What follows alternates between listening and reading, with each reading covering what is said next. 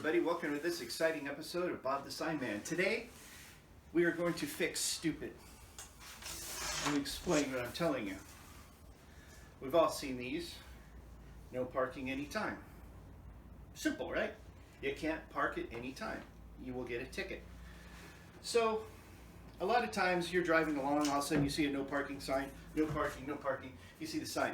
So you can't park from the first sign. You can park, if this was a first sign, you could park on this side of the sign, but you can't park on this side of the sign as long as you can see the next sign. That way you know when they end. Well, these people, we put up no parking signs on the end of a road. They think you can't park on the whole road. So I'm going to show you today how to fix stupid.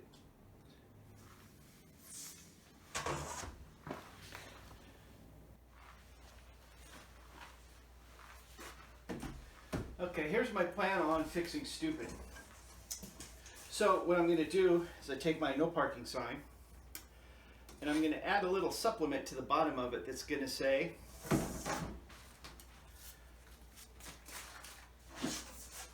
here to end. Maybe they'll figure that out.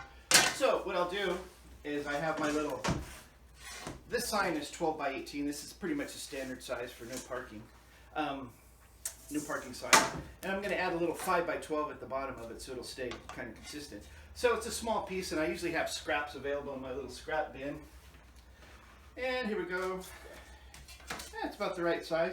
So what I'll do is I'll just run it through my roller. The roller flans it, trims it, and everything comes out really, not really, I just had one made up ahead of time.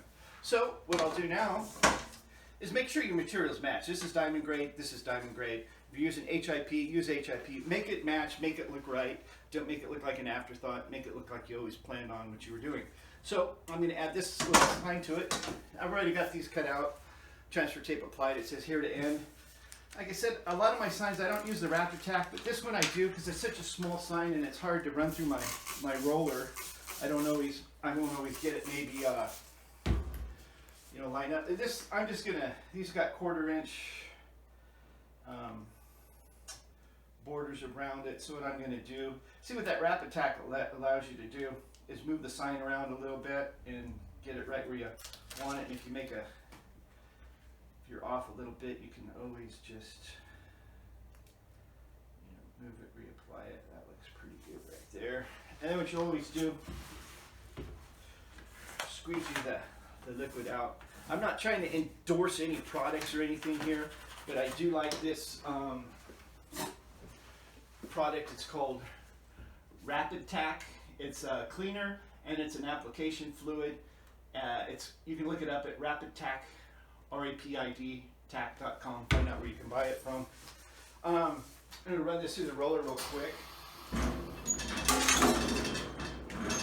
Get some of the liquid out of there.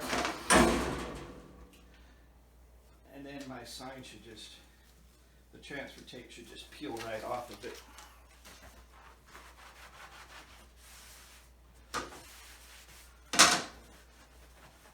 That Rapid Tack, kind of use it in a ventilated area. I think it has a little alcohol in it, so it'll kind of, when it dries,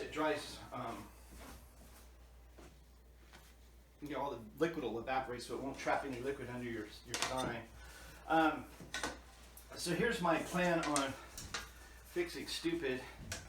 I decided to go versus a red border around with the red lettering inside like this one, something that's really going to catch your attention. So we're going to go here to end. And hopefully that will fix stupid, but we don't know. Little note here on no parking signs. I'm sure some of you have come out and you've got a parking ticket and you're like, oh geez, that just frost my cookies. You didn't see the sign or whatever. And I'm not a lawyer. I'm not a traffic lawyer or anything, but let me just tell you one little thing here. Sometimes if you get a ticket and you want to fight it, ask for the ordinance. Some cities and counties aren't that organized and they might not be able to find the ordinance. Without the ordinance, you can't get a ticket. So try, you try that route. I put up a sign one time up on this road called Atlas Peak. it was no parking in the area, and this lady was complaining about, I lost my house in a fire, years ago and stuff. So I thought, well, I'll do her a little favor. I'll extend the parking zone a little bit further out. So I put up a no parking sign in front of her house where kids were parking and throwing garbage and smoking. I could see her point. Long story short, sheriff issues ticket. The ticketee goes to court, asks for the ordinance. We don't have one, no ticket. Same thing works with speed limits. You have to have an updated speed survey to make a speeding zone legal. A lot of our speeding areas around the county are updated on a regular basis. Caltrans isn't so great on some of those. I know on one of their highways they had a zone at 60, and people were getting tickets on those, like for doing 70 and stuff like that. So they went to court, asked for the ordinance. They didn't have the ordinance, and the judge threw it out. Ticket, and you're, especially if you're on the fence, where you might get in trouble and get a ticket. Try to go contest it, fight it, ask for the ordinance, especially if you're on a state highway in California. Caltrans is notorious for failing to comply with that kind of laws. Here in the county, I shouldn't tell you this, but I'm going to. Not all of our roads are up to date, so you might be able to get out of a speeding ticket. And so like I said, it's not any legal advice or anything like that, but hopefully this will fix our no parking problem, where people aren't allowed to park from this sign to the end of the road. So here to end, and it's only 60 feet of road, so you have this sign and you have another sign at the end, which is 60 feet apart, and it says no parking here to end. Hopefully this will solve a lot of anger, people from calling up, how come I can't park on the road and this and that and that. Well, if you would, they make the driving test too easy here in the state of California. So anyways, there's a little tip on how to fix stupid here at the county. Real simple, little sign. As always, thanks for watching.